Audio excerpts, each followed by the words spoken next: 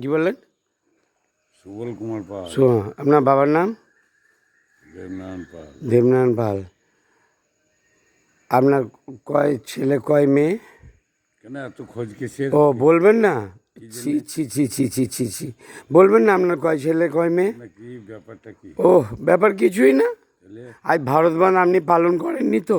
ভারত পালন করলি মানে? আজ জানেন না, আজ ভারত বন্ধ, রেল বন্ধ, চাকা জাম, টোটো জাম, তা আমি খালি দুধের গাড়ি চলবে, অ্যাম্বুলেন্স চলবে, ফায়ার ব্রিগেড চলবে। তা সে ফায়ার ব্রিগেড চলবে, তো আমরা তো পায়ে হাঁটছি, আমরা তো বন্ধ না, আপনি কালো ব্যাচ লাগাননি কেন? আপনাকে কালো ব্যাচ লাগাতে বলা হয়েছে না? যারা পদযাত্রা করবে কালো ব্যাচ থাকবে এইরকম। এত সকালে পথযাত্রা? আচ্ছা, আমি জানি না তাহলে, আমি জানি না কিছু। আপনার কয় ছেলে কয় মেয়ে? বল, 2 ছেলে 2 মেয়ে। আপনার বাড়ি কোন জায়গায়? বাড়ি মারুরা। মারুরা।